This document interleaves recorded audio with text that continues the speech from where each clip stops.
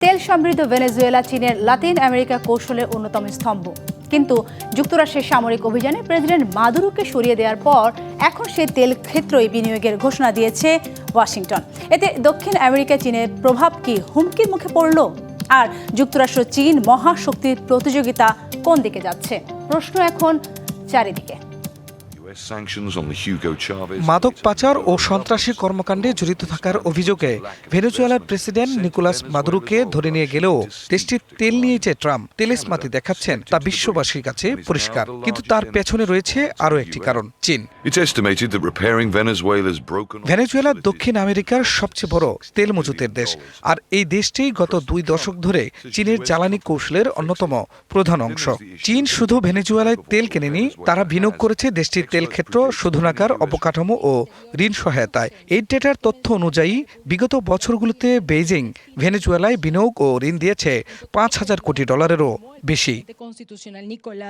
কিন্তু president Nicolas মাদুরোকে আটকের পর পাল্টে যায় দৃশ্যপট। প্রেসিডেন্ট ডোনাল্ড ট্রাম্প ঘোষণা দেন ভেনেজুয়েলার তেল ক্ষেত্রে এবার মার্কিন কোম্পানিগুলো বিনিয়োগ করবে।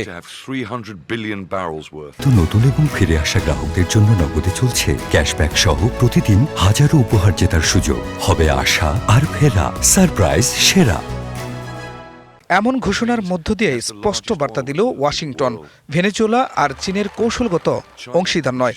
বিশ্লেষকদের মতে এটি শুধু তেলের লড়াই নয়, এটি প্রভাবের যুদ্ধ। চীন দীর্ঘদিন ধরে লাতিন আমেরিকায় যুক্তরাষ্ট্রের প্রভাব কমাতে বিনিয়োগ, ঋণ ও অবকাঠামো কূটনীতি ব্যবহার করছে। ভেনেজুয়েলা ছিল সেই কৌশলের প্রতীক। অন্যদিকে বাণিজ্য যুদ্ধ, প্রযুক্তি নিষেধাজ্ঞা, তাইওয়ান প্রশ্ন নিয়ে ট্রাম্পের সঙ্গে আগে থেকেই উত্তেজনাপূর্ণ সম্পর্ক। সম্প্রতি গণমাধ্যমকে দেয়া সাক্ষাৎকারে মার্কিন পররাষ্ট্রমন্ত্রী মার্কো রুবিও বলেন, পশ্চিম গোলার্ধকে যুক্তরাষ্ট্রের প্রতিপক্ষ, প্রতিযোগী ও শত্রুদের ঘাঁটি হতে দেবে না। বেইজিং বিশৃঙ্খলা নয়, দীর্ঘমেয়াদী পরিকল্পনায় বিশ্বাস করে।